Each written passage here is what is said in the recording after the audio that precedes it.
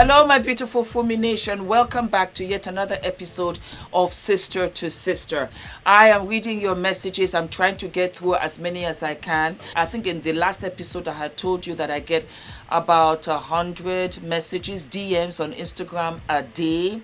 Maybe at this point even more. So I'm trying to get through to them, and I want to share experiences that these girls are having, give my humble advice, and for you also to contribute to help our sister, because you're my daughters but you guys are sisters.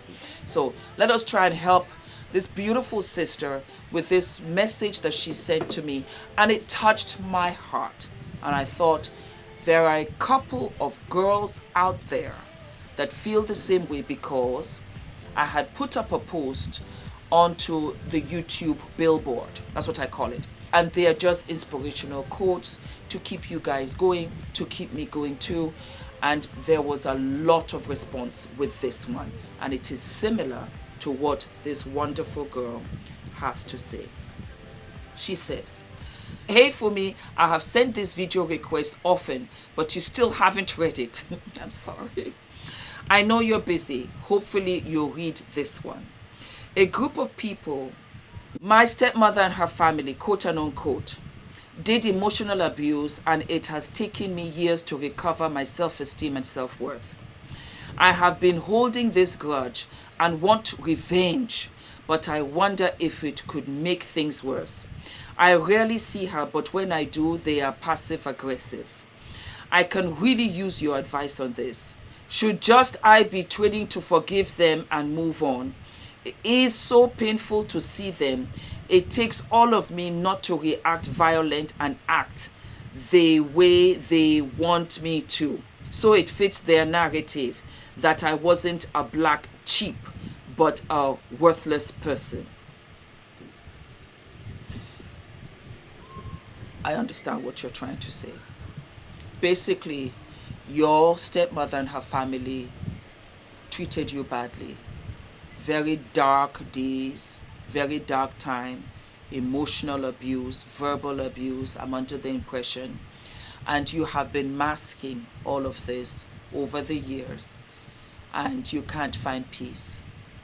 You want revenge for the way that they hurt you. You're older now, you're bigger now, you can fight back now. But you don't know if it will make things worse. You don't know how to handle this. And every time you see them, it's a trigger for you. What should you do? What steps are you going to take? They made you and called you a black sheep.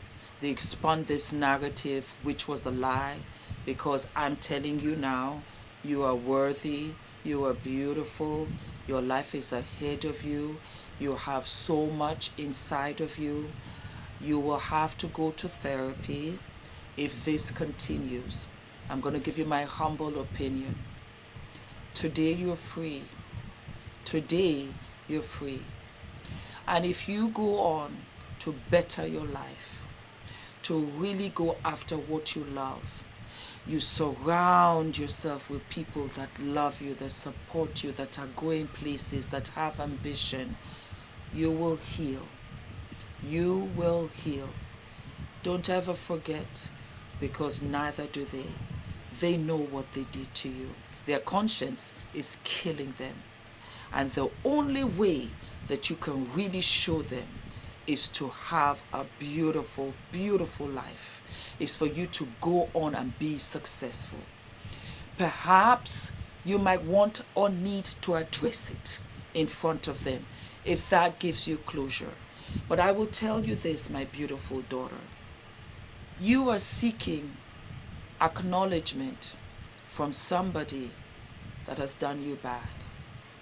You are seeking closure, you think, but you have closure. Why?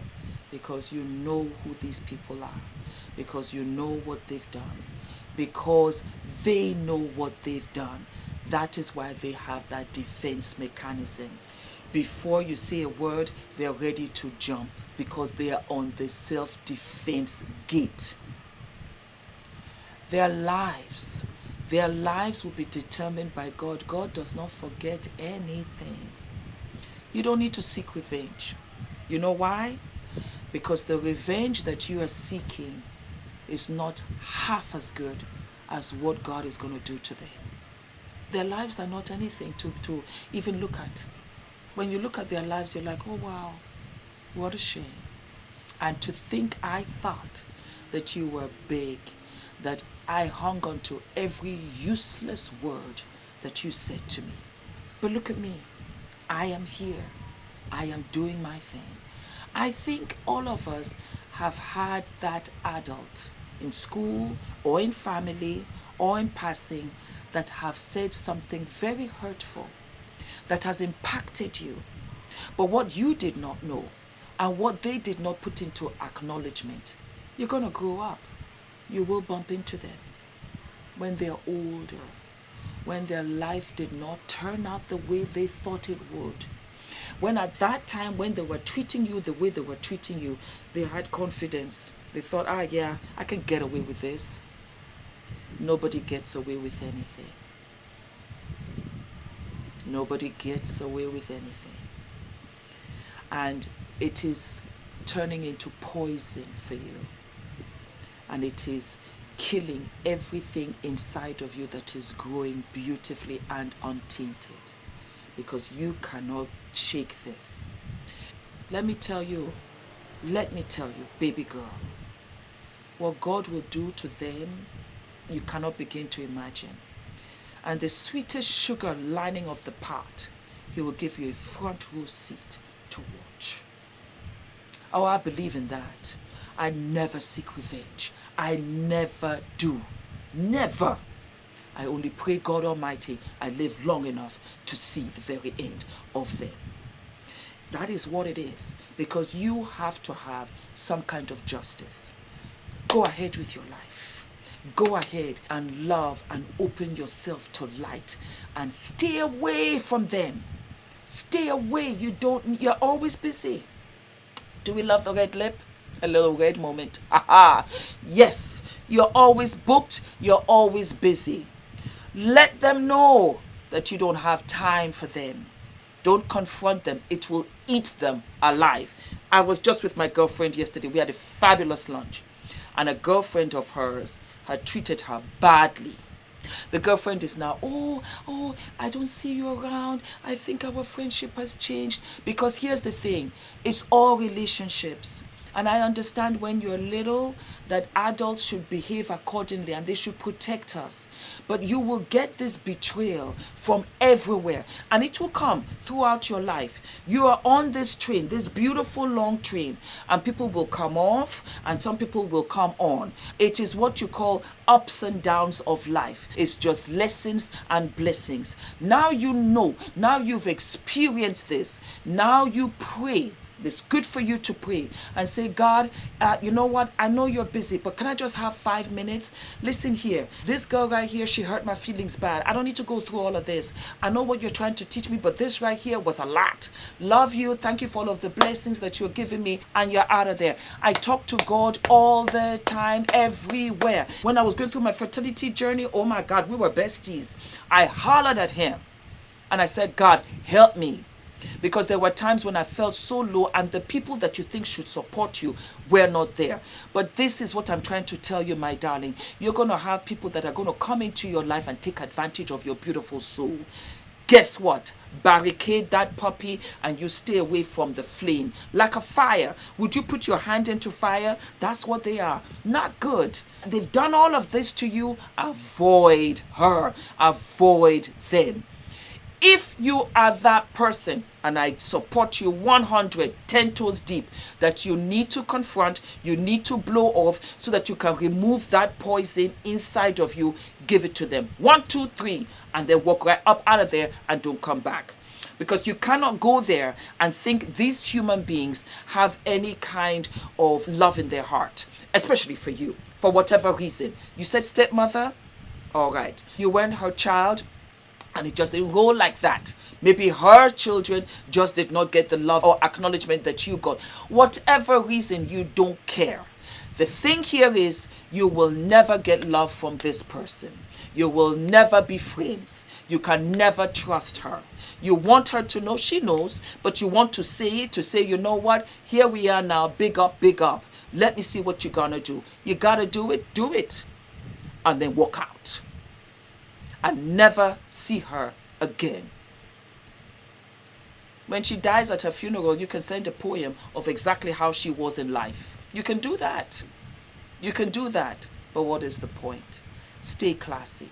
Stay fabulous. Let them eat their evilness. Let them eat it.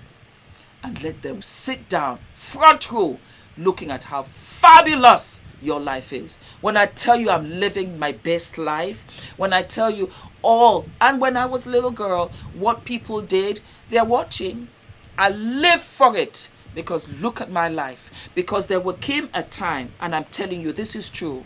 I was at a breaking point, and I said, Fumi, you can't carry all this weight. You can't carry all this weight. You are getting weighed down. You are not focusing on what you should be focusing on. And I said, okay, God, you know what? I'm your child. I know you love me. I know you love me. I'm going to leave it to you. I can't do it. And you know what?